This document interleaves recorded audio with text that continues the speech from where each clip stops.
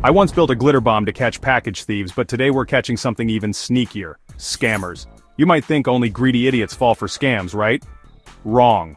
I'm about to blow your mind with why even Nobel Prize winners can get duped. Strap in, because this psychological roller coaster is about to make your brain do backflips.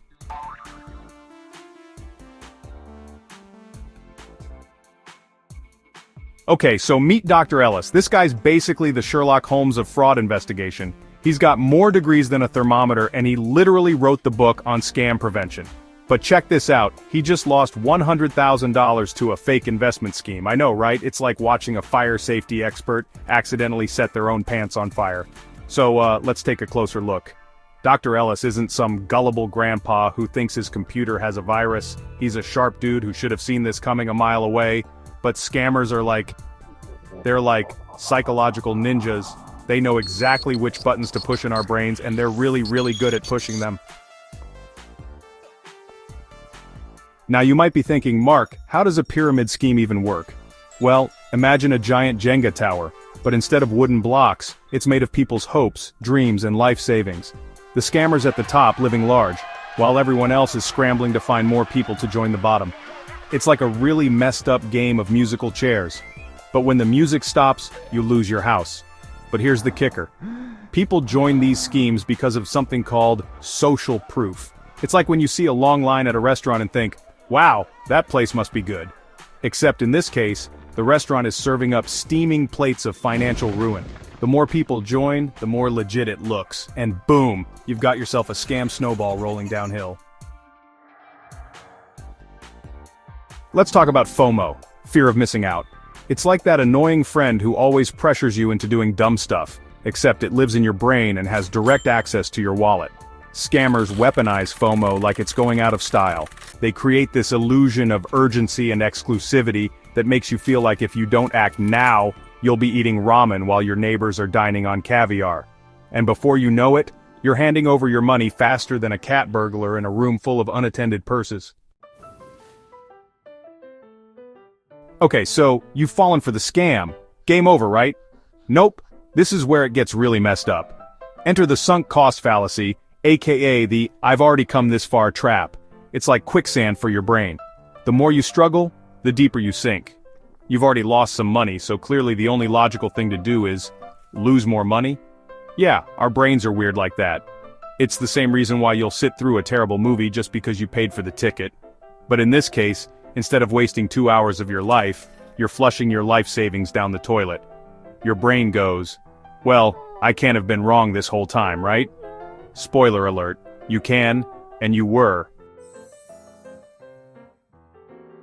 Now, let's talk about authority bias. You know how we're all trained to respect uniforms and fancy titles? Well, scammers know that too, and they exploit it like a boss. They'll dress up in sharp suits, throw around impressive-sounding job titles, and before you know it, you're treating their word like it came straight from the mouth of Warren Buffett himself. It's like, you know when you see a guy in a lab coat and automatically assume he knows what he's talking about? Even if he's just an actor in a toothpaste commercial? Same deal here. Scammers will slap on a fake military uniform or wave around a phony official investment advisor badge, and suddenly your brain's like, well, if Captain Moneypants says it's legit, who am I to argue? Alright, time for some real brain-bending stuff. Cognitive dissonance. It's like your mind's personal reality distortion field. When faced with information that contradicts what we want to believe, our brains basically go, la la la, I can't hear you, and keep right on believing what they want. In Scamland, this means ignoring more red flags than a bullfighter convention.